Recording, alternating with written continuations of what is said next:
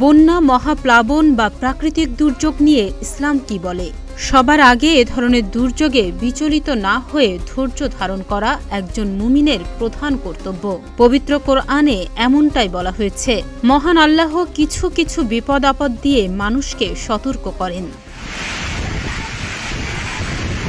দেশে চলমান বন্যায় ১১ জেলায় মৃতের সংখ্যা ২০ অতিক্রম করেছে।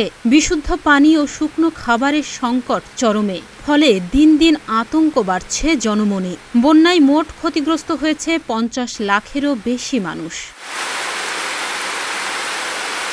পবিত্র কোরআনে মহান আল্লাহ বলেন, আর আমি অবশ্যই তোমাদেরকে পরীক্ষা করব কিছু ভয়, ক্ষুধা এবং জানমাল ও ফল ফলাদির ক্ষতির মাধ্যমে। আর তুমি ধৈর্যশীলদের সুসংবাদ দাও, যারা নিজেদের বিপদ মুসিবতের সময় বলে, নিশ্চয় আমার আল্লাহর জন্য এবং নিশ্চয় আমরা আল্লাহরই দিকে প্রত্যাবর্তনকারী। তাদের ওপরই রয়েছে তাদের রবের পক্ষ থেকে মাগফিরাত ও রহমত, এবং তারাই হিদায়েত প্রাপ্ত।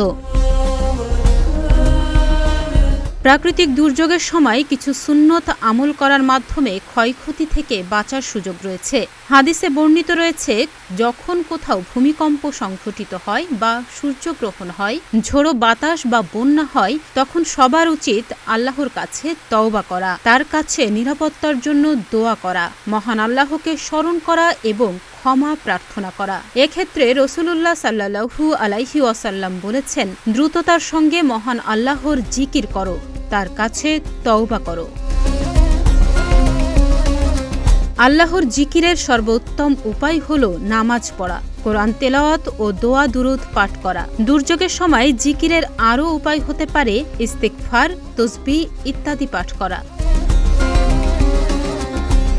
হাদিস শরীফে বর্ণিত রয়েছে, প্রচণ্ড ঝোড়ো হাওয়া বইলে রাসূলুল্লাহ সাল্লাল্লাহু আলাইহি ওয়াসাল্লাম মসজিদে যেতেন এবং নামাজে মশগুল হতেন। হযরত আয়েশা রাদিয়াল্লাহু তাআলা আনহু বলেন, যখন আকাশ মেঘাচ্ছন্ন হতো এবং ঝোড়ো বাতাস বইত, তখন রাসূলুল্লাহ সাল্লাল্লাহু আলাইহি ওয়াসাল্লামের চেহারায় চিন্তার রেখা ফুটে উঠত। এ অবস্থায় তিনি এদিক সেদিক পায়চারি করতে থাকতেন এবং দোয়া পড়তেন,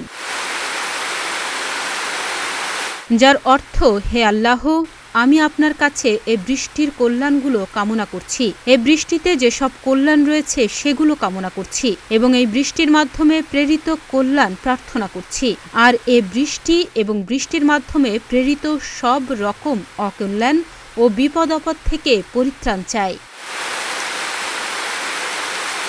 ডেস্ক রিপোর্ট, প্রতিদিনের বাংলাদেশ।